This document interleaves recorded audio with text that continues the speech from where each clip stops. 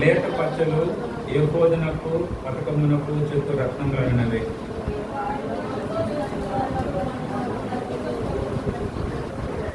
నేను నీకు కనపరచు విధముగా మందిరము యొక్క ఆ రూపమును దాని ఉపకారములన్నిటినీ రూపమును నిర్మింపవలెను. దేవుడు తన పరిశుద్ధ వాక్యం దీవించుగాక. ప్రభు సహాయాన్ని మనం ప్రారంభించాం.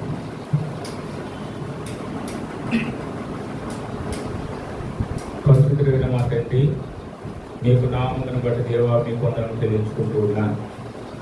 ప్రభు మంచి ప్రయాణమును ప్రభుత్వం నాకు అనుగ్రహించి మీ ప్రియుల మధ్యలో చేరడానికి మీ చేసిన సహాయం కొరకే ప్రభావ వందనములు. పాటల్లో మీ యొక్క మహిమనందుకు వచ్చారు. ఇదే రీతిగా మేము ఆరాధిస్తూ రావాలలో ప్రభు ఆ మాటలను మీరు మాకు మీకు చేయమని దాని కొరకే నిలవబడుతుంటూ నేను కొద్దివాడను అల్పులను అయోగ్యులను ప్రభు మీకు జ్ఞానంతో నింపండి. మీకు పరిశుద్ధాత్మ యొక్క సహవాసాన్ని మా మధ్యలో నిర్వహిస్తూ నా నోటిని మీ యొక్క సాధనముగా వాడుకోమని ఈ కొద్ది ప్రార్థన త్వరగా నేను ప్రభువునైన యేసుక్రీస్తు వారి నామములో ప్రార్థించి వేడుకుంటున్నాం తండ్రి. ఆమేన్.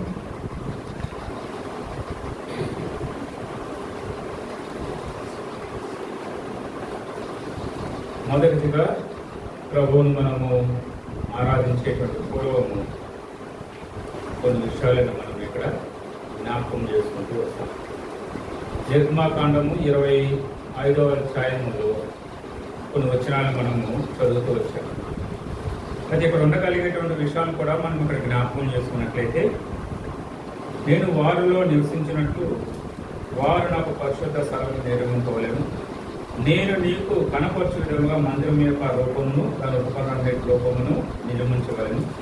ఇవన్నీ ఎందుకు ప్రభు మరి అక్కడ చెప్తూ వచ్చాడు? దేని కొరకైనటువంటి విషయాలని అక్కడ ప్రతి మనుషుని అధికారం తీసుకున్నాడు.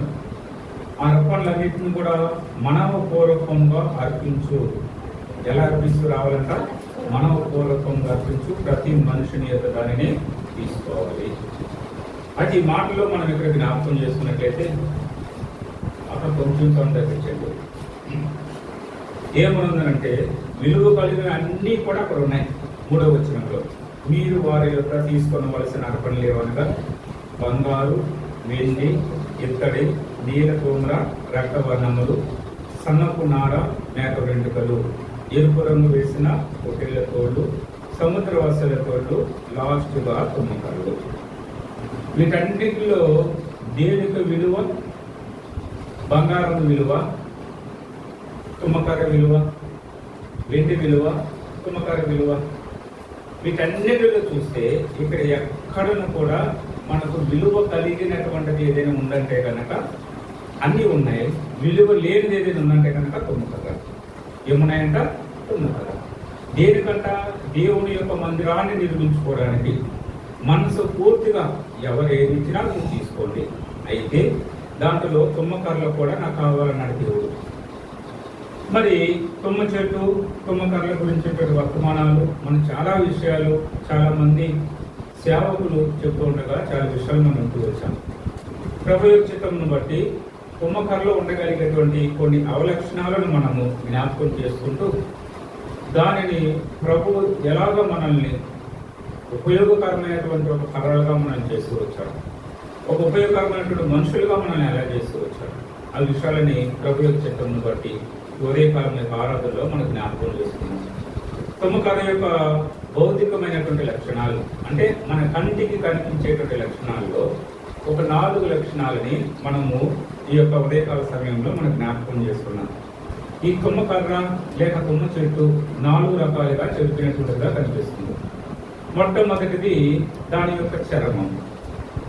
తుమ్మ చెట్టు యొక్క చర్మం. తుమ్మ చెట్టు యొక్క చర్మం ఎలా ఉంటుంది? స్మూత్గా ఉంటుందా? గరుకుగా ఉంటుంది. అదేవిధంగా రెండోదిగా మనం చూస్తే దాని లోపల భాగం. ఏ లోపల భాగము? తుమ్మకర్ర యొక్క లోపల భాగము పైకి చూడడానికి చాలా పెద్దదిగా ఉంది. దీన్ని ఏదైనా మనము పోయిద్దాము, లేదంటే ఏదైనా ఒక పరికరానికి ఉపయోగపడుతుందంటే అది లోపల ఎక్కడ పాడైపోయిందో తెలియదు, ఎక్కడ పుచ్చుపట్టిందో తెలియదు, పోనీ ఎక్కడ వంకరగా ఉందో కూడా తెలియదు. అదే అది పైకి కనిపించదు. చూడడానికి పైకి చాలా చక్కగా కనిపిస్తుంది, కానీ దాని లోపల ఉండగలిగేటువంటి అంత పటుత్వం అనేటువంటిది అది కనిపించగలిగేటువంటిది కాదు. మరి మూడవ భాగము ఉండగలిగేటువంటిది మనం చూస్తే తల. తుమ్మ చెట్టు తలలకు ఏముంటాయి? ముళ్ళు ఉంటాయి. ఏది కూడా మంచిగా కనిపించగలిగేటువంటి స్వభావము అదంతా కూడా ముళ్ళు కలిగినటువంటిది. కొన్ని చివరిది లాస్ట్ది అది ఏదైనా ఆశ్రయానికి పనికొస్తుందా అంటే దాని కింద మనము ఎండ వచ్చినప్పుడు నిలబడడానికి ఉంటుందా, కొన్ని వర్షం వచ్చినప్పుడు నిలబడడానికి ఉంటుందా? కష్టపడి పని చేసాం కదా, పొలంలో ఉంటే ఎక్కువ ఇవి కష్టపడి పని చేసాం కదని వెళ్ళి తుమ్మ చెట్టు కింద ఎవరిని కూడా పడుకోవడానికి సాహసించరు. ఎందుకంటే అది పువ్వులు రాలుతాయి, ఆకులు రాలుతాయి, ముళ్ళులు రాలచ్చు. అది అంత అంటే ఇతరులకు ఉపయోగపడగలిగేటువంటి పరిస్థితి ఆ తుమ్మ చెట్టులో ఉండదు. ఈ 4 రకాలైనటువంటి అవలక్షణాలు కలిగినటువంటిది. మొట్టమొదటి మనం ఏం చెప్పుకున్నాము? చర్మం. దాని చర్మం ఎలా ఉంటుందంట? గరుకులుగా కలిగినటువంటిది. చూడడానికి అందంగా అది కనిపించగలిగేటువంటిది కాదు. రెండో దాని గురించి మనం ఏం చేసాం? లోపల భాగం, ఆ కర్ర యొక్క లోపల భాగం ఎలా ఉంటుందంటే అది చిన్నగా పెరిగినటువంటిది కాదు. ఎక్కడ దిగుళ్ళు ఉన్నాయో, ఎక్కడ మరి ఎత్తు పల్లాలు ఉన్నాయో, ఆ లోపలంతా ఎక్కడ పాడైపోయిందో అది తెలియదు. అందుకే దానితో ఏ ఉపకరణాలు చేయడం కూడా ఎవరిని కూడా ఇష్టపడదు. మరి మూడో దాని గురించి కూడా మనం చూస్తే తల పై భాగము కొని ఆ తల ఏమన్నా అందంగా ఉండాలంటే దానికి మొత్తానికి ఏముండేదంట? ముళ్ళు కలిగినటువంటిది. ఇతరులకి హాని కలిగించేదే తప్ప ఎవరికి కూడా ఉపయోగపడగలిగేటువంటి స్వభావం దానికి లేదు. మరి చివరిదిగా మనం చూస్తే దాని ఆశ్రయము అంటే దాని దగ్గరికి వెళ్ళి మనం ఏదైనా నిలవబడగలగడానికి ఏదైనా మంచినటువంటి అవకాశం మనకు ఉంటుందనంటే నీడకు పనికిరాదు, ఎండకి కూడా పనికిరాదు. ఏ రకంగా చూసినా అది ఆశ్రయానికి పనికిరానటువంటి చెట్టు. అయితే దేవుడు అంటున్నాడు ఆ తుమ్మకారులు కూడా నాకు కావాలి. ఈ 4 విషయాలని అపోస్తలుడైన పౌలు గారు మనకు ఉండేటువంటి మనస్థితిని పోల్చుతూ వచ్చాడు. మనము కూడా ఇలాంటి వారమే. అందుకే మన పాటల్లో కూడా త్యాగ సహిత ప్రేమను చూపించి ప్రభు మనల్ని ఏం చేశారంట? నీచులనెల్లా ప్రేమిస్తూ వచ్చాడు. మన పాటలన్నీ కూడా అదే, ప్రేమిస్తూనే వచ్చాడు. ఎందుకు? ఏ స్థితిలో ఉండగా అనంటే మనమును కూడా ఎవరికి ఉపయోగకరము కానప్పుడు, ఏ రకమైనటువంటి పరిస్థితి మనలో లేనప్పుడు ఇప్పుడు దేవుడు అంటున్నాడు మనల్ని కూడా ప్రభు ఏం చేసి వచ్చాడంట? పాటల ద్వారాగా వాక్యంతో ప్రభు మనం ఏం చేసి వచ్చాట? ప్రేమిస్తూ వచ్చాడు. అయితే అపోస్తలుడైన పౌలు గారు అంటారు చూడండి, ఎఫెసీయులకు రాసిన పత్రిక 2వ అధ్యాయం 3వ వచనంలో మనం చూస్తే, ఎఫెసీయులకు రాసిన పత్రిక 2వ అధ్యాయము 3వ వచనం. ఎవరితో కలిసి మక? వారితో పాటు మనం కలిసి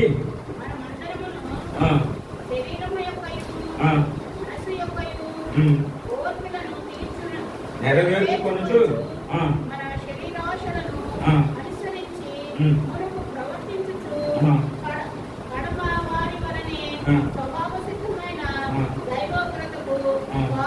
పాత్రులమై ఉంటుంది. మనం ఏం చేస్తూ వచ్చామంట? వారితో కలిసాం. ఎవరు వారు అని అంటే ఇహలోకంలో ఉండగలిగేటువంటి వారితో కలిసి మనందరమును శరీరం యొక్క మనసు యొక్క కోరికలను నెరవేర్చుకున్నాం. ఏం చేశామంట? అది తప్పేంటి? శరీరం యొక్క కోరికలు, మనసు యొక్క కోరికలు నెరవేర్చుకోవడం తప్ప ఏమున్నాయి అంటే శరీరాశలో ఏమున్నాయి కదా మనం చూస్తాము. ఇహలోకంలో ఉండేటువంటి ఫలాల గురించి చూస్తూ శరీరాశ, నేత్రాశ, జీవపు దంభం ఇవి ఉన్నాయి. మరి శరీరాశలు ఏంటి అని అంటే అది తిన్నగా ఉండగలిగేటువంటిది కాదు. మరి అదే విధంగా మనసుకు ఉండేటువంటి ఆలోచనలు ఏంటంటే ఇక్కడ కూర్చున్నాను కానీ నా ఆలోచనలు ఎక్కడ ఉన్నాయి? ఎవరికి తెలుస్తాయి? నా మనసుకే తెలుసు. మరొకరికి తెలుసు అంటే కనుక అది దేవునికే తెలుసు. ఎలా ఉంటాయంటే ఈ శరీరాశ మరి అదేవిధంగా మనసు యొక్క కోరికలు కేవలం కూడా అశాశ్వతమైనటువంటిది, కొంతకాలం ఉండగలిగేటువంటి క్షణికానికి సంబంధించినటువంటి వాటి గురించే ఉంటాయి తప్ప శాశ్వత కాలము ప్రభుత్వం మనల్ని కలిసి ఉండగలిగిన బాధ్యత మనకి ఇవ్వదు. గుర్తుపెట్టుకో. దేవుని చిత్తము కాకుండా మన మనసు చెప్పినట్టు నేను నడుస్తాను, నా శరీరం చెప్పినట్టు నేను నడుస్తానంటే ఒకరి మార్గము ఒకరి ఎదుట అది ఎలా కనిపిస్తుందంట? సరైనదిగా కనిపిస్తుంది. తొలుక మనుషుని అది ఎక్కడ కనిపిస్తుందంట? మరణమునకు, నాశనమునకు కనిపిస్తుంది. ఇది శరీరాశ. ఇది నేత్రాశ, ఇది మనసు యొక్క ఆలోచనలు. ఈ రెండు ఆలోచనలు ఎవరి యొక్క మనసుల్లో అయితే ఉంటుందో వాళ్ళకి ఏం కలుగుతుందంట? దైవోగ్రతకు లోనవుతాను. మొట్టమొదటిసారిగా ఆది కాండంలో ప్రభు చూశాడు. ఆకాశం నుంచి భూమి ఎందుకు చూసేటప్పుడు వీళ్ళు ఏం చేస్తున్నారంట? ఒక గోపురాన్ని కడుతున్నారంట. ఆకాశాన్ని అంటేనంత గోపురాన్ని కడుతున్నారు. రండి చూద్దాం, దేవుడు ఎక్కడున్నాడో చూద్దాం, పరలోకం ఎక్కడుందో చూద్దాం అనేటువంటిది. దేవుడు కనుక భాషలను తారుమారు చేయకపోతే గోక్షాలు కట్టుండేవాళ్ళేమో. రెండోదిగా దేవుడు చూశాడు, ఎందుకు నేను ఈ మనుషులను తయారు చేసేనా అని పశ్చాత్తాపడేటువంటి పరిస్థితి వచ్చింది. ఎవరికి? దేవునికి. ఎందుకనంటే వారి శరీరానుసారముగా వారి మనసు ప్రకారం నడిచారు. అందుకు 120 సంవత్సరాలు దేవుడు నోవాహును ఏర్పాటు చేసుకొని ఒక ఓడను తయారు చేస్తూ సువార్త ప్రకటించిన ఎవరిని కూడా ఓడడానికి ఎక్కలేదంటే కారణం ఏంటో తెలుసా? ఈ శరీరాశ, మనసు యొక్క ఆలోచన. ఈ రెండు వాళ్ళ సొంత ఆలోచనలు, వారి యొక్క సొంత ఉద్దేశాలు, వారి యొక్క సొంత తలంపులు దేవుని చిత్తాన్ని నెరవేర్చరు. అది గుర్తుపెట్టుకోవాలి. దాని గురించినటువంటి విషయం 2వ వర్తమానంలో ప్రభు చిత్తం అయితే మనం జ్ఞాపకం చేసుకున్నాం. ఒక సొంత ఆలోచనలు, సొంత ఉద్దేశాలు మనుషుని ఏం చేయలేమంట? దేవుని సంతోషపరిచాడు. మరలా చూచాడు, పశ్చాత్తాపలు అవుతూ వచ్చాడు. ఉండగలిగేటువంటి భూములంతా కూడా జలపలారంతో దేవుడు ఏం చేస్తూ వచ్చాడు? ముందుతూ వచ్చాడు. దానికి మొదటి రాబడా దేవుడు పేరు పెడుతూ వచ్చాడు. మళ్ళా రెండోదిగా చూశాడు మోషే కాలంలో, మమ్మల్ని నడిపించింది మీరేనయ్యా. వీళ్ళు ఏం చేశారంట? ఒక దూడని బంగారపు ప్రతిమను తయారు చేయించుకొని మీరే మమ్మల్ని నడిపించి. దేవునికి మహిమ కాదు, అది వాళ్ళ సొంత ఆలోచన, వాళ్ళ మనసుకు నచ్చింది, వారి యొక్క శరీరములకు ఆ పదాలు నచ్చుతూ వచ్చాయి. అందుకే గంతులు వేస్తూ ఉన్నారు, అరుస్తూ ఉన్నాడు. దేవునికి ఏమొచ్చిందంటే విపరీతమైనటువంటి కోపం వస్తూ వచ్చింది. అందుకన్నాడు, ఈ ప్రజలందరినీ నేను చంపేద్దాం అనుకుంటున్నానంటే మోషే గారు అడ్డుపడుతూ వచ్చారు ప్రభు అని. మరి అదేవిధంగా ఆది కాండంలో కూడా మరి లోతు కాలంలో సొదొమ కుమార పట్టణాన్ని దేవుడు చూసినప్పుడు విస్తారమైనటువంటి కోపం వచ్చిందంటే ఎవరికి? దేవునికి. కారణం ఏంటి అంటే వారు మనసు యొక్క శరీరం యొక్క ఆలోచనతో వాళ్ళు ఉన్నారు. చేయకూడనటువంటి పాపాలు, సృష్టికి విరుద్ధమైనటువంటి కార్యాలు వాళ్ళు చేశారు. భయంకరమైనటువంటి పాపం. మగవాడిని పెళ్లి చేసుకున్నారు, ఆడవాళ్ళని పెళ్లి చేసుకున్నారు. భయంకరమైన విచ్చలవిడినటువంటి జీవితాన్ని వాళ్ళు జీవిస్తూ వచ్చారు. ఎంత విచ్చలవిడి అంటే శరీరం యొక్క కోరికలు, వారి మనసు యొక్క కోరికలు, అది అంటే మనం వర్ణించలేనటువంటి ఘోరమైనటువంటి పాపాలు వాళ్ళు చేస్తూ వచ్చారు. కోపం ఎవరి మీద రగులుతుందంట? సొదొమ కుమార పట్టణం మీద రగులుకుంటూ వచ్చింది. అగ్ని గంధముల చేత ఆ పట్టణాన్ని దేవుడు ఏం చేస్తూ వచ్చారంట? కాల్చి వేస్తూ వచ్చారు. మనం కూడా అలాంటి దైవ ప్రకటకు లోనయ్యాము. మన శరీరాన్ని కూడా మనం ఏం చేసుకుంటూ వచ్చామన్నాడు? పాడు చేసుకుంటూ వచ్చాము. తుమ్మ చెట్టు అయితే ఏ విధంగా అయితే ఆ చర్మము గరుకులుగా ఉందో అదే విధంగా మనం కూడా ఏం చేస్తామంట? మన యొక్క శరీరాన్ని బట్టి, మన యొక్క మనసును బట్టి మనం నడుచుకుంటూ వచ్చాము అని అంటారు. రెండో విషయం, తుమ్మ చెట్టులో ఏం చెప్తూ వచ్చారు? లోపలి భాగం. రెండోది ఏం చెప్తూ వచ్చారంట? లోపలి భాగం. చూడండి, రోమిలికి రాసినటువంటి పత్రిక, రోమ పత్రిక 1వ అధ్యాయము 28వ వచనం.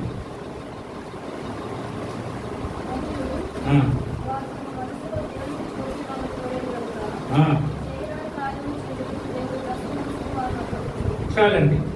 లోపల భాగం అనగా మనలో ఏముంటది? మనసు. మరియు వారు తమ మనసులో దేవునికి ఏమీ లేదంట? చోటు నల్లకు పోయేది కనుక చేయరాని కార్యములు చేయటకు దేవుడు భ్రష్ట మనసును వారికి అప్పగించాడండి. ఇది గుర్తుపెట్టుకోవాలి. తుమ్మ చెట్టు యొక్క లోపల భాగం ఎలా ఉంటూ వచ్చిందంట? ఇబ్బందికరంగా, అది పాడైపోతూ వచ్చినటువంటిదని చెప్తూ వచ్చారు. ఇక్కడ కూడా మనం చూస్తే 28వ వచనంలో, మరియు వారు తమ మనసుల్లో ఎవరికి చోటు ఇవ్వలేదంట? దేవునికి చోటు ఇవ్వలేకపోయేది కనుక ఏమవుతుంది?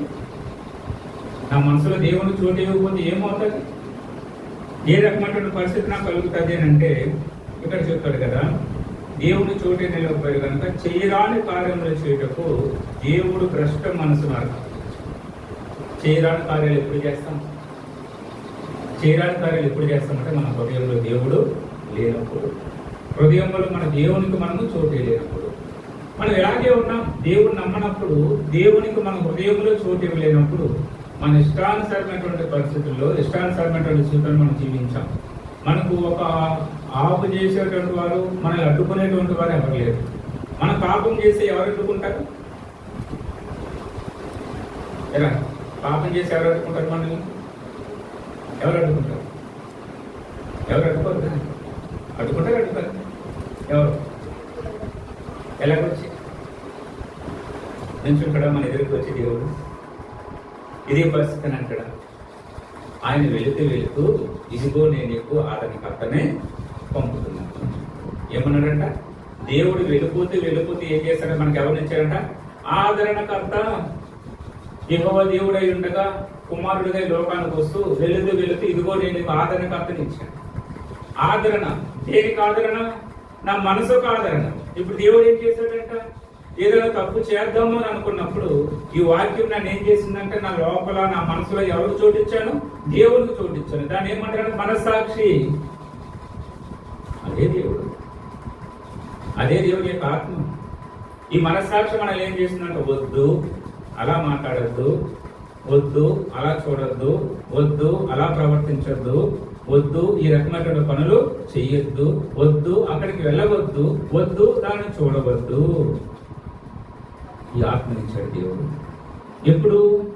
మన హృదయంలో దేవునికి చోటిచ్చినప్పుడు. దేవునికి చోటు ఇవ్వకపోతే అది ఎవరికి అప్పచెప్తాడంట? భ్రష్ట మనసు నాకు అప్పచెప్తాడు. ఆ కింద వచ్చిన వాళ్ళు చాలా ఉన్నాయి. ఇది సమయం కాదు కాబట్టి మనం వెళ్ళట్లేదు. చాలా రకాలైనటువంటి పరిస్థితులు ఉన్నాయి. ఎప్పుడైతే ఒకసారి భ్రష్ట మనసు నాకు దేవుడు అప్పగిస్తే, కానీ మన పరిస్థితి అలాగే ఉంది. దేవుడు నమ్మినప్పుడు నన్ను ఎవరు అడ్డుకున్నారు? దేవుడు నా సొంత రక్షకుడిగా నేను అంగీకరించినప్పుడు నా పూర్వపు యొక్క స్థితి ఏంటి? ఎవరైనా నన్ను అడ్డుకున్నారా? నా ఇష్టానుసారంగా నేను మాట్లాడాను, ఎవరు నన్ను అడ్డుకోవాలి. ఇష్టానుసారంగా నేను ప్రవర్తిస్తూ వచ్చిన ఎవరు? ఎందుకంటే అడ్డుకోవడానికి ఎదుటివానికి భయం. ఎందుకంటే నా మాటలు వేరుగా, నా ప్రవర్తన వేరుగా, నా యొక్క నేను జీవించేటువంటి జీవితం వేరుగా. కానీ ప్రభు అంటూ వచ్చాడు, అలాంటి జీవితమే మనకు కూడా. తుమ్మకర్రలో ఉండగలిగేటువంటి రెండో భాగము, తుమ్మకర్ర ఏ రకంగా అయితే లోపలి భాగము మరి ఒక పనికి కానీ మంచివారికి పనికిరాదో, అదే విధంగా మన స్వభావాన్ని కూడా మనం ఏం చేస్తూ వచ్చామంటే మన మనసును కూడా ఉంచుకుంటూ వచ్చాం. మరి మూడో దాని గురించి మనము జ్ఞాపకం చెప్పుకున్నప్పుడు ఏ విషయాన్ని గురించి చెప్పామంటే మూడోది ఓకేనా, థ్యాంక్ యూ. తలభాగం ఎలా ఉంటూ వచ్చిందంటే తుమ్మకర్రది, తుమ్మకర్ర యొక్క తలభాగం ఎలా ఉంటూ వచ్చిందంట? ముళ్ళులు. చూద్దాం, చూడండి. యెషయా గ్రంథము 65వ అధ్యాయము 2వ వచనం. యెషయా గ్రంథము 65వ అధ్యాయము 2వ వచనం.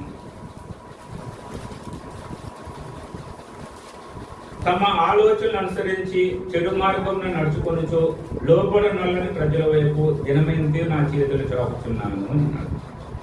తమ ఆలోచనలు అనుసరించి చెడు మార్గమున నడుచుకొనొచ్చు. ఇది గుర్తుపెట్టుకోవాలి. మనం ఏం చేసామంటే ఆలోచనలు ఎక్కడ పుడతాయి? ఆలోచనలు ఎక్కడ పుడతాయి? మనసులోనే పుడతాయి. గుర్తుపెట్టుకోండి. అలా సడన్ గా ఏ తప్పు మనం చేయలేదు. ఆ తప్పు మనలో పుట్టాలి, అది రెక్కలు పడగాలి. ఇప్పుడు ఫర్ ఎగ్జాంపుల్ చిన్న ఉదాహరణకి ఏదైనా ఒక మూవీకి వెళ్దాం అనుకున్నాం. ఇదేంటన్నా మాలాంటి వాళ్ళ మధ్య మీరు మూవీ అంటారేమని అనుకోవచ్చు కదా. ఒక మూవీకి వెళ్దాం అనుకున్నాం. ఆలోచన ఎక్కడ పుడుతుంది? ఎక్కడ పుడుతుంది? మన తలలో అనగా మన మనసులో. ఇప్పుడు అంటారు వేరే వాళ్ళు వస్తారు, చాలా బాగుంది, మేము కూడా చూసాము, చాలా బాగుంది అంటే చూడాలనేటువంటి ఆలోచన మనలో పుడుతుంది, అంతే కదా. అదే టైంకి ఆదివారం అయింది, దేవుని మందిరానికి వచ్చాము. దేవుని మందిరంలో వాక్యం చెప్పారు, అవి చూడకూడదు, ఇవి చూడకూడదు, మనస్సాక్షి నీలో లేదా, దేవుని యొక్క ఆత్మ నీలో లేదా. ఇప్పుడు సంఘర్షణ ఎక్కడ? మన ఆలోచనలు. వెళ్ళాలా వెళ్ళకూడదు? వాక్యం ఎలా ఉంది, మరి బయట చూసి ఎలా ఉన్నారు? విన్నాము, వెళ్ళకూడదులే మనకు అది తగదలే అని చెప్పేసారని మనం ఏం చేస్తాం అనుకుంటూ బయటకు వెళ్ళిపోయాము. బయటకు వెళ్ళగానే ఇంకొక 2-3 వచ్చారు, మేము వెళ్ళాము, చాలా బాగుంది, అసలు ఎక్సలెంట్, అది ఇది అని చెప్పారు. మరలా మనలో ఏం పుడుతుంది? మళ్ళా చూడాలని ఆలోచన. అంటే మీకు కలగదులే, మీరంటే మరి దేవుని దగ్గర ఉన్నటువంటి వాళ్ళు, నాకు అలాంటి దగ్గర కలుగుతాయి కదా. మళ్ళీ అది కలుగుతుంది. కలిగిన తర్వాత ఏం చేశాను? అందుకే వాక్యం చదివేరా, నేను కళ్ళు మూసుకొని బైబిల్ కళ్ళు పడాలి, మీరు తప్పించుకున్నారు వాళ్ళు కొంతమంది. ఎందుకు కళ్ళు మూసుకొని బైబిల్ పలు పాడాల్సి వచ్చిందంటే, అక్క నువ్వు కూడా చేయలేదా అని నీ మీద నాకు తక్కువ అభిప్రాయం ఉండకూడదు. ఇప్పుడు వాక్యం చదివాము, ఆలోచన అలా ఉంది. దేవుడు ఎలాంటి వాడంట? మనతో మాట్లాడతాడు. కష్టాల్లో ఉన్నప్పుడు, ప్రభువు తోడుగా ఉంటాడు. ఆలోచన సరిగ్గా లేనప్పుడు ఆలోచనకర్త నిత్యుడకు తండ్రి సమాధానం. దేనికి సమాధానము? నా ఆలోచనలకి, నా మనసులో కలిగేటువంటి కోరికలకి దేవుడు ఏం చేస్తాడంటే సమాధానం. దేని చేత సమాధానం ఇస్తాడంటే వాక్యం చేతనే సమాధానం ఇస్తాడు. కష్టాల్లో ఉన్నప్పుడు బలపరిచిన దేవుడు దారి తప్పుతున్నప్పుడు నన్ను ఎందుకు సరిచేయడు? చేస్తాడుగా. మరి ఎలా సరి చేస్తాడు అని అంటే వాక్యం చదువుతూ ఉండగా, ఈ వాక్యంలో ఏముంది? కేవలము కష్టాల్లో ఉన్నప్పుడు సహాయం చేయడం ఒకటే కాదు, ఇబ్బందుల్లో ఉన్నప్పుడు సంతోషపరిచేది, దుఃఖంలో ఉన్నప్పుడు నన్ను సంతోషపరచగలిగేటువంటిది, దారి తప్పు నడుస్తూ ఉన్నప్పుడు నన్ను సరైనటువంటి మార్గంలో నడిపి, ఇవన్నీ కూడా బైబిల్లో ఉన్నాయి. అందుకే గుర్తుపెట్టుకోవాలి, అందుకే చదవాలి. రోజు మన బైబిల్ చదవడం వల్ల ఇప్పుడు ఏమవుతుందనంటే ఈ వాక్యముతో దేవుడు మనతో మాట్లాడతాడు. ఏమనంటే ఇలా వెళ్ళకూడదుగా, ఇలా చేయకూడదుగా, మన మనసుని శాంతపరుస్తాడు. ఓకే, ఇప్పుడు ఆలోచన ఏముంది? వెళ్ళాలనేటువంటి ఆలోచన తగ్గి వెళ్ళకూడదు అనేటువంటి ఆలోచనకి మనం వస్తాం. అంటే ఇది చిన్న ఉదాహరణ మాత్రమే. ఇప్పుడు మళ్ళా ఏం చేస్తారు? మళ్ళా వస్తారు స్నేహితులు. ఎందుకంటే ఇక్కడ ఈ లోకంలో ఇద్దరే. మనము పాటలో పాడుకుంటూ వచ్చినప్పుడు తన స్వరక్తం ఇచ్చి నన్ను ఏం చేసావు? కొన్నావు ప్రభు అనేటువంటి పాటను మనం పాడుతున్నాం. నీ స్వరక్తాన్ని ఇచ్చి ఉన్నాను, కొన్నావు. ఎక్కడి నుంచి కొన్నావు? ఈ లోకముల నుంచి నన్ను కొన్నావు. ఈ లోకము వేరే వాళ్ళకి స్వాధీనమైపోయినప్పుడు దేవుడు తన స్వరక్తాన్ని ఇచ్చి నన్ను సంపాదించాడు. ఇక్కడ యుద్ధము ఎవరెవరికి అనగా దేవునికి సాతానికి మధ్య యుద్ధం లేదు. అతడు నా బిడ్డ అంటే కాదు, అతను నావాడు, అతను నావాడు అంటే నావాడు. అందుకేం చేస్తాడు? మళ్ళా పంపుతాడు. యోగు దగ్గరికి స్నేహితులు పంపినట్టు మళ్ళా మీ దగ్గరికి ఎవరు పంపుతాడు? స్నేహితులు. పాపపు యొక్క మాటలు తియ్యగా ఉంటాయి. పాపపు యొక్క మాటలు లాలనకరంగా, పాపపు యొక్క మాటలకు బలం ఎక్కువ. పాపపు యొక్క మాటకి ఏమంటారు? బలం ఎక్కువ. వాటికి ఎక్కువగా ఇన్స్పైర్ అవుతాం, ఇన్ఫ్లుయెన్స్ ఏదైనా అవుతాం అంటే పాపపు మాటలకే, పాపపు ఆలోచనలకే. ఎందుకంటే అది మనల్ని చెరిపేది కదా. ఈ లోకంలో ఉండగలిగినటువంటి అధికారం ఇదే కదా. అప్పుడు మళ్ళా స్నేహితులు వచ్చారు, మళ్ళీ నా దగ్గర చెప్పారు, మళ్ళీ ఆలోచన పెరిగింది. అప్పుడు నేనేం చేయాలి? మళ్ళా బైబిల్ చదవాలి. లేదు, వారానికి ఒకసారి నేను బైబిల్ చదువుతా, లేదంటే దేవునికి కాస్త దూరంగా ఉంటానంటే మనం ఎవరి దగ్గర ఉంటాం? ఎవరి దగ్గర ఉంటాం కదా.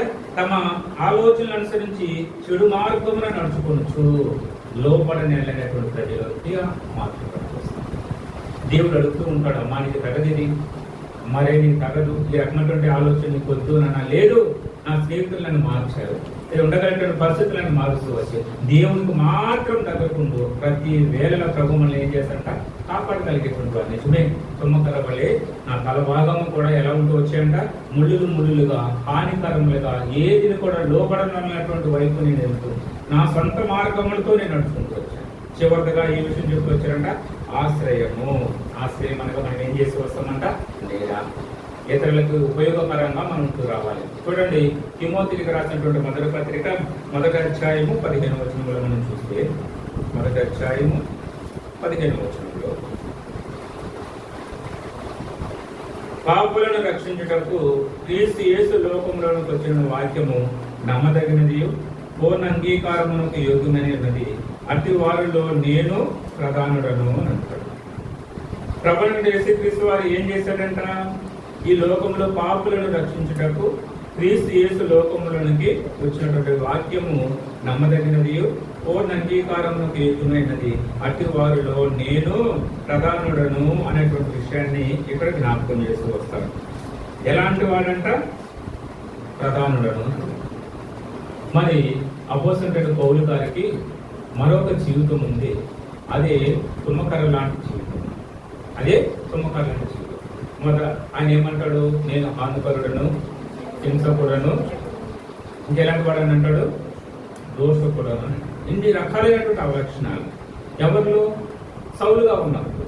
ఈ తుమ్మకారును కూడా ఆశ్రయం ఇచ్చేటువంటి వాడు కాదు.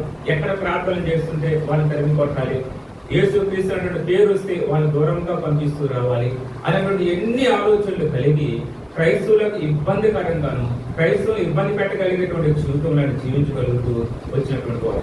ఆయన వల్ల ఆశ్రయం అనేటువంటిది కలిగినటువంటి పరిస్థితి కాదు. అయితే ఆయన అంటున్నాడు, మార్చబడిన తర్వాత, దేవుడు అతన్ని మార్చిన తర్వాత, ఆయన కన్నులకు ఉండగలిగేటువంటి ఆ పొరలు రాలిపోతూ వచ్చినప్పుడు, ప్రభువా నీవు ఎవరు అన్నప్పుడు, నీవు హింసించుతున్నా యేసు అని చెప్పుకోవచ్చు. నిర్జీవమైనటువంటి కర్ర అని మనము అనొచ్చు. ఎలాగనంటే ఆయన బాగా చదువుకొనున్నాడు, కొన్ని 100 కోట్లు ఆస్తి కలిగినటువంటి వాడు, మంచి ఇంటి పేరు కలిగినటువంటి వాడు, మంచి వంశంలో పుడుతూ వచ్చినటువంటి వాడు, ఇహలోకంలో చూస్తే ఆయన చాలా గొప్పైనటువంటి వాడు, గొప్పైనటువంటి పరిస్థితి. కానీ వాక్య రూపంలో, వాక్యముతో, ప్రభు యొక్క కృపతో, ప్రభు యొక్క పనితో తనను పోల్చుకొని వచ్చినప్పుడు ఆయన ఎలా ఉంటూ వచ్చాడంట? నిష్ప్రయోజకుడుగానే ఉంటూ వచ్చాడు.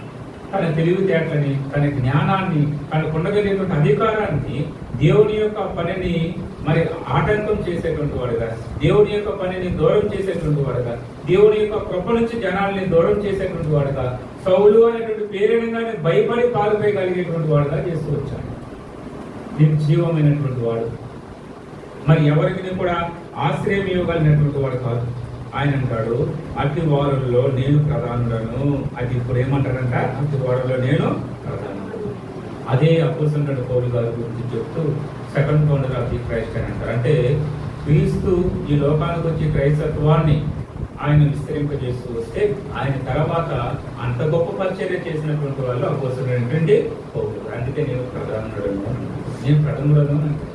ఎన్నో సువార్తలు రాశాడు. ఆ సువార్తలు చదువుతూ ఉండగా కొన్ని కోట్ల మంది ప్రజలు ఈనాటికి కూడా ఏం చేస్తున్నారు? మార్చబడుతూ ఉన్నారు. ఆశ్రయమయ్యాడు, అనేక మందికి ఆశ్రయమయ్యాడు. తుమ్మ చెట్టు వల్లే తన నేరుకి రావడానికి ఇబ్బంది పడేటువంటి పరిస్థితి ఉండగా ఇప్పుడు అనేక మందికి ఆశ్రయం ఇచ్చాడు. ఎక్కడ ఆశ్రయం ఇచ్చాడంట? దేవునిలోనికి రాగలిగేటువంటి పరిస్థితి ఇచ్చాడు. ఒక సువార్తను ప్రకటిస్తూ వచ్చాడు, ఎన్నో గ్రంథాలను రాస్తూ వచ్చాడు, ఒక మాదిరిగా ఉంటూ వచ్చాడు. యేసు ప్రభు అయితే ఒక్కసారి సిలువ వేస్తూ మరి ఒక్కసారి మరి క్రౌడదెబ్బలు కొడుతూ వచ్చాడు. కానీ ఆయనైతే 5 సార్లు ముమ్మర్లేనంటూ వస్తారు. ఎన్నో సార్లు హింసించబడి, కొట్టబడి, దూషింపబడి, తన స్వజనుల చేత ఎన్ని రకాలుగా బాధలు పొందుతూ అయినా సరే క్రీస్తుని ఏం చేయలేదంట? విడిచిపెట్టలేదు. విడిచిపెట్టకూడదు గొప్ప భాగ్యం అని ఆయన ఏం చేశారంట? ఎంచుకుంటూ వచ్చాడు. మరి తన జ్ఞానాన్ని, తనకు ఉండగలిగేటువంటి వాటి అన్నింటిని కూడా ప్రభు కొరకే అర్పిస్తూ వచ్చాడు. మరి ఏ సంపాదించుకుంటాడు? ఏ సాధించుకుంటాడు? ఏముంది ఆయన యొక్క జీవితంలో అనగా? ఏ క్రైస్తవుని యొక్క విశ్వాసం అయినా మనం గుర్తుపెట్టుకోవాలి, బ్రతుకుండగా ప్రభు నాకు ఇచ్చేది, నా కంటికి కనిపించేది ఏది కూడా శాశ్వతం కాదు. కానీ కనబడినటువంటిది ప్రభు నాకు ఏం చేస్తున్నాడంట? ఇవ్వగలిగేటువంటి పరిస్థితి. అది నిత్యము నిలవబడగలిగేటువంటిది, శాశ్వత కాలం నాతో ఉండగలిగేటువంటిది. మనం అనుకుంటా, ప్రభు మందిరానికి వెళ్ళాను, నాకు ఒక చక్కనటువంటి ఇల్లు ఇచ్చాడు, ఆశీర్వాదం. ఎంతకాలం ఉంటారట ఇంట్లో? ఇప్పుడు ఆశీర్వాదాన్ని మళ్ళీ ఇది కాదంటే మళ్ళీ నా మీద ఎప్పుడాడుతుంది కదా. అయితే ఎంతకాలం ఉంటాము అని అంటే బైబిల్ ప్రకారము నేను చెప్పండి, మళ్ళీ వయసు గురించి చెప్పి మళ్ళీ బాధపడతారు. 70, 80 అధిక బలం ఉంటే మహా అయితే ఒక 100, 120 సంవత్సరాలు బ్రతకొచ్చేది.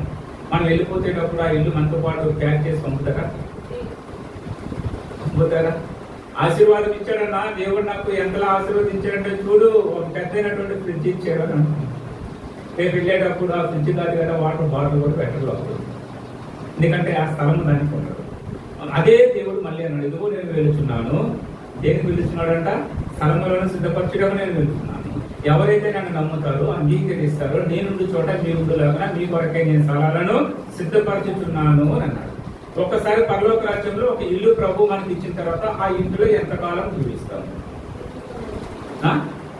యుగ యుగములు నిరంతరం తప్పుకుంటాం. ఒక అధికారాన్ని ప్రభు ఇచ్చాడు, ఒక కిరీటాన్ని ఇచ్చాడు దేవుడు, మళ్ళీ తీసుకుంటాడా? దానికి ఒక కాల పరిమితి లేదు. 5 years తర్వాత మరి ఉండగలిగేటువంటి పరిస్థితి. మళ్ళీ ఎలక్షన్స్ అనేటువంటిది ఒక అధికారాన్ని, ఒక సింహాసనాన్ని దేవుడు ఇచ్చాడంటే అది నిరంతరమును కూడా నిలవబడగలిగేటువంటిది. ఎన్నడను కూడా ఎవరిని కూడా ఆ అధికారాన్ని నుంచి తీసివేయగలిగేటువంటి శక్తి ఎవరికి కూడా లేదు. ఇది అపోస్తలుడైన పౌలు గారు జ్ఞాపకం చేసుకున్నాడు. ఆయన అనుకున్నాడు, నిష్ప్రయోజకుడుగా ఎవరికి కూడా ఆశ్రయముగా లేనటువంటి వాడు ఈరోజు అనేక మందికి ఆశ్రయమవుతూ అనేక మందిని ప్రభు వైపు తన యొక్క రచనల చేత, తన యొక్క పత్రికల చేత, దేవుని యొక్క పరిశుద్ధాత్మతో నింపబడినటువంటి వాడే అనేక మందికి ఆయన ఏం చేస్తూ వచ్చాడంటే అనేక మాదిరిగా ఉంటూ ఆయన ఏం చేస్తూ వచ్చాక ప్రభువులోనికి అందరిని కూడా నడిపించుకుంటూ వచ్చాడు. ఇది తుమ్మకరలో మనం చూస్తూ వచ్చేటువంటి. అయితే ఇంత భయంకరమైనటువంటి తుమ్మకరకి చూడండి, నిర్గమాకాండము 25వ అధ్యాయం 10వ వచనం. వారు తుమ్మకర్రతో ఒక మందసమును చేయవలెను. తుమ్మకర్రతో ఏం చేయాలన్నాడంట? మందసాన్ని తయారు చేశాడంట. ఇంకా మిగతా కర్రలు లేవా? గుర్తుపెట్టుకోండి, ఇలా చూడండి, మిగతా కర్రలు లేవా? తుమ్మకర్ర కంటే శ్రేష్టమైన కర్రలు లేవా? తుమ్మకర్ర కంటే విలువ కలిగిన కర్రలు లేవా? కానీ దేవుడు ఎన్నుకున్నాడంట, తుమ్మకర్రతో ఏం చేయమన్నాడంట? మందసం చేయి. ఏంటి మందసం అంటే, ఆ కాలంలో మందసము ఎవరింటి దగ్గర ఉంటే వాళ్ళు ఆశీర్వదింపబడ్డారు. ఆ మందసము ఏ రాజ్యములో ఉంటే వాళ్ళు గొప్ప చేపడుతూ వచ్చారు. ఆ మందసం అనగా ఇశ్రాయేలు జనాంగానికి దేవుడే అన్నట్టుగా నమ్ముతూ వచ్చారు. అంత విలువ కలిగినటువంటిది, అంత శ్రేష్టమైనటువంటిది, అంత గొప్పైనటువంటి ఆ మందసాన్ని అంట దేవుడు దేంతో చేయమన్నాడంట? తుమ్మకర్రతో చెయ్యి అని అన్నాడు. రెండవది చూద్దామా? 25వ అధ్యాయం 23వ వచనంలో కూడా మనం చూస్తే, తుమ్మకర్రతో ఏం చేయమన్నాడంట? ఒక బల్ల చేయి. చాలా తుమ్మకర్రతో ఏం చేయమన్నాడంట? బల్ల చేయి. దేవుడు కోరుకున్నాడు తుమ్మకర్రతో బల్లం చేయి. అదేవిధంగా 30వ వచనంలో కూడా మనం చూస్తే, ఈ బల్ల మీద ఉంచు, మందసాన్ని తుమ్మకర్రలతో చేయి, నిత్యము ఆయన సన్నిధి రొట్లు ఉండడానికి ఒక బల్లని చేయి. అది కూడా విలువ కలదే, కానీ దానిని కూడా దేవుడు ఏమన్నాడంట? తుమ్మకర్రతో చేయి అనేటువంటి విషయం చెప్పాడు. అదే నిర్గమాకాండం 27వ అధ్యాయము 1వ వచనాన్ని కూడా చూస్తే,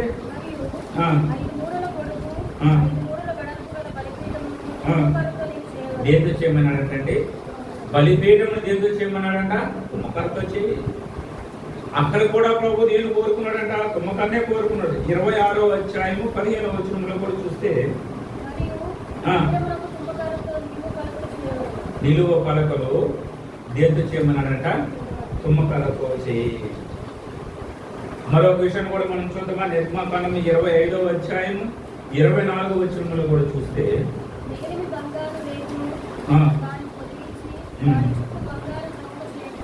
చాలండి.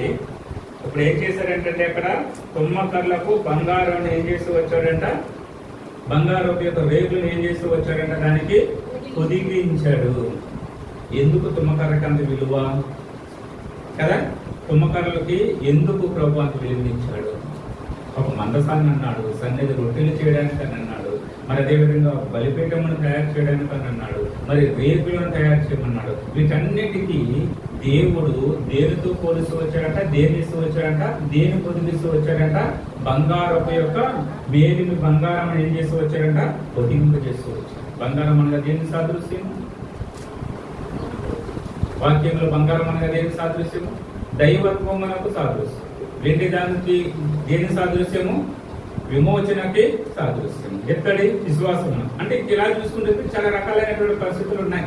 ఇప్పుడు దేనికి పనికిరాని ఒక తుమ్మ చెట్టుకి ఎందుకు ప్రభు ఒక పరికరముగా వాడుకుంటూ వచ్చాము?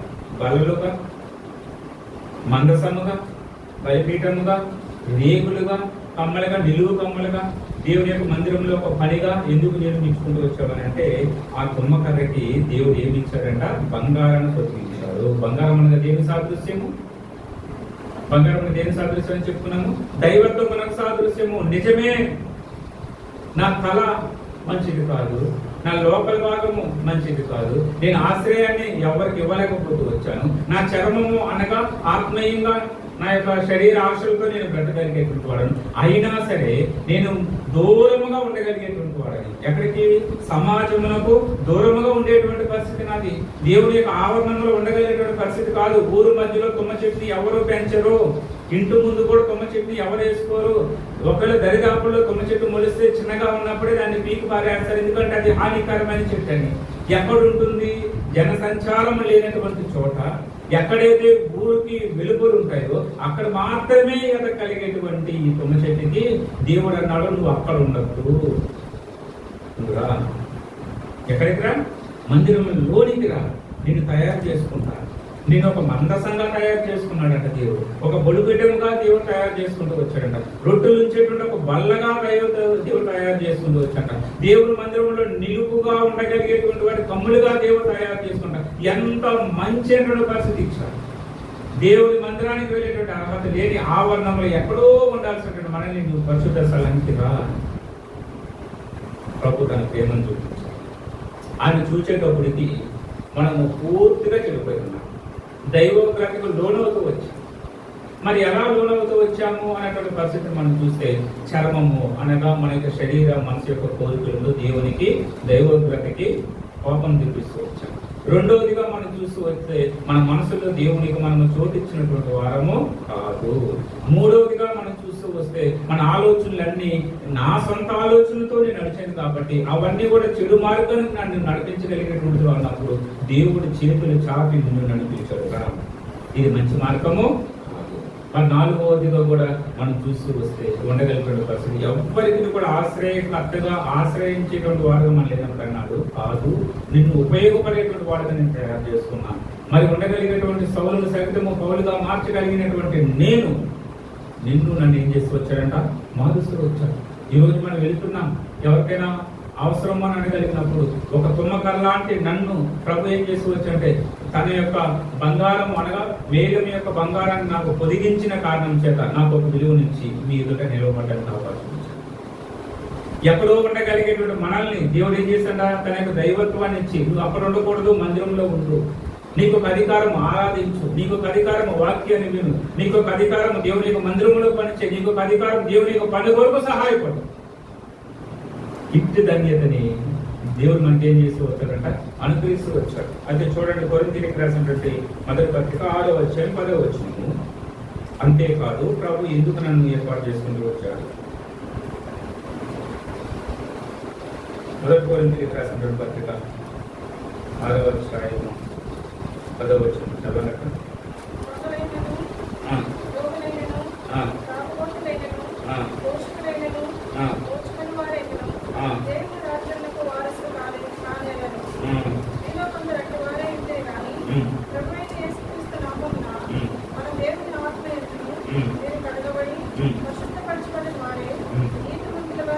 తీర్చబడి దేవుని యొక్క వాక్యములు ఇది మనం చెప్తాడు.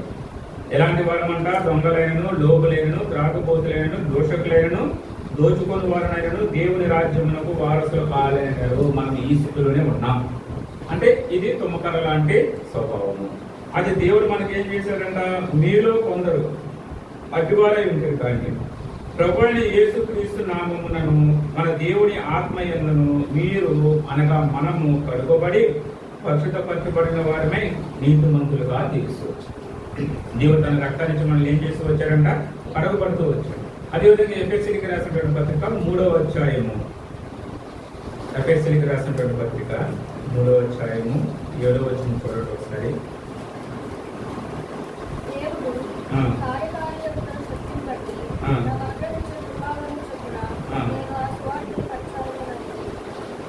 మనల్ని ఏం చేసి వచ్చాడంట, ఆ సువార్తకు మనల్ని ఏం చేసి వచ్చాడంట, పరిచారకులుగా దేవుడు చేసి వచ్చాడు.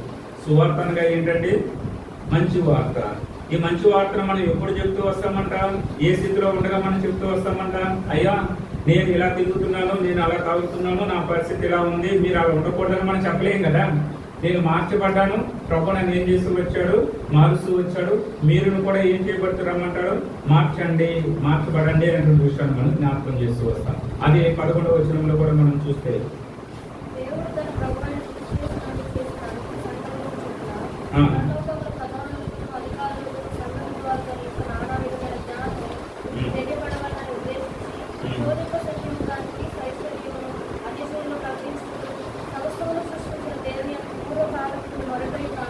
చాలనా ఇక్కడ ఏమని చెప్తాడంట, ఏమని చెప్పడుతూ వచ్చాడంట, నానా విధమైనటువంటి జ్ఞానము ఇప్పుడు తెలియబడే వాళ్ళని ఉద్దేశించి దేవుడు ఏం చేశాడంట, అన్యజనులలో ప్రకటించాడు.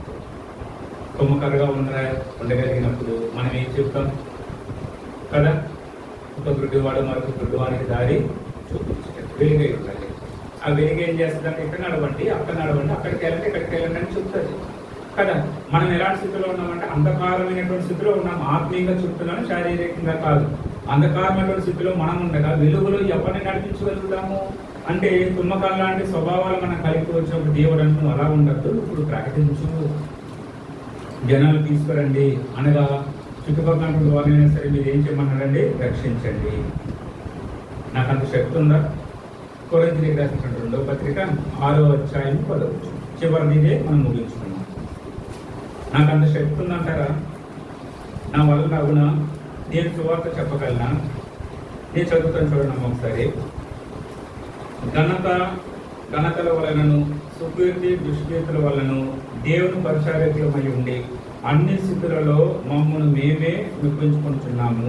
మేము మోసగాండ్రమై ఉన్నట్లు సత్యవంతులము, తెలియబడిన వారమై విన్నట్లు బాగుగా తెలియబడిన వారము, చనిపోవచ్చిన వారమై విన్నట్లు ఇదిగో బ్రతుకుచున్న వారము, శిక్షింపబడినటువంటి వారమై ఉండి చంపబడిన వారము, దిగ్గింపబడిన వారమై విన్నట్లు ఎల్లప్పుడూ సంతోషించే వారము, దరిద్రులమై విన్నట్లు అనేకులకు ఐశ్వర్యమును కలిగించే వారము, ఏమీ లేని వారైనట్లు సమస్తమును కూడా కలిగిన వారము. నా వల్ల ఏమవును, నేను చేయగలనా, నా పరిస్థితి ఇది కదా, నేను నెగలేకపోతున్నాను అంటే ఆత్మీయంగా నాకు హుషారు లేదు, నేను ఇతరుల దగ్గరికి వెళ్ళలేకపోతున్నాను, నేను చెప్తే కూడా రక్షింపబడతారా? ఏముందని మన దగ్గర ఏమి లేదు. సమస్తమును కలిగించేవారు ఎవరంట? ఇప్పుడు అదే విషయాన్ని బట్టి మనం ప్రభుని ఏం చేస్తూ వస్తామంట? ఆరాధిస్తూ వస్తాం. ప్రభు నిజమే, తుమ్మకల వలె మరి ఉండగలిగేటువంటి నా స్వభావము, చరవము, శరీరానుసారమైనటువంటి కోరికలు నెరవేర్చుతూ వచ్చాను. మనసు యొక్క ఆలోచన నెరవేర్చుకుంటూ దేవుని యొక్క ఉగ్రతను నేను ఏం చేస్తూ వచ్చానంట? లోనవుతూ వచ్చాను. మరి రెండవదిగా కూడా మనం చూస్తే లోపల పాపము, నా మనసు అంతా కూడా నీకు నేను చోటు ఇవ్వలేకపోతూ వచ్చాను కాబట్టి భ్రష్ట మనసులో నేను బ్రతుకుతూ వచ్చాను. కానీ నువ్వు నా హృదయాన్ని ఏం చేస్తూ వచ్చావు? దర్శిస్తూ వచ్చావు. అదేవిధంగా పైన ఉండగలిగేటువంటి తలభాగాన్ని నేను చూస్తూ వస్తే నా సొంత ఆలోచన ప్రకారం నేను నడుచుకొని చెడు మార్గంలో నేను పడిపోయగలిగినప్పుడు నన్ను చూశాను. అదేవిధంగా చివరిగా కూడా మనం ఉండగలిగేటువంటి విషయాలు కూడా మనం అక్కడ మనం జ్ఞాపకం చేసుకుంటే ఎవరికి కూడా ఆశ్రయంగా లేనటువంటి నాకు సమస్తమైనటువంటి నీ ఫలాన్ని ఇచ్చి పడిపోయినటువంటి స్థితి అయినా లేవనెత్తుతూ వచ్చావు, దరిద్రతైనా ఐశ్వర్యాన్ని ఇస్తూ వచ్చావు. ఏమి చేయనటువంటి పరిస్థితుల్లో నేనున్న సమస్తలను కూడా నా ఎడలను చేసి ఇతరులకు ఉపయోగకరమైన ఒక కార్యక్రమంగా దేవుని యొక్క మందిరం ఉపయోగపడేటువంటి కార్యక్రమంగా నన్ను వాడుకుంటూ వచ్చాను. అట్టి ప్రేమను బట్టి కృపను బట్టి నేను ఇంకేం చెల్లిస్తాను? ఈ కొద్ది కృతజ్ఞతాస్తుతులు, ఈ ఆరాధన నేను మీకు చెల్లిస్తాను. ప్రభుని మనం ఏం చేద్దామండి? ఆరాధించుకున్నాం. అది కృపా దేవుడు మనం అనుగ్రహించుకుంటాం.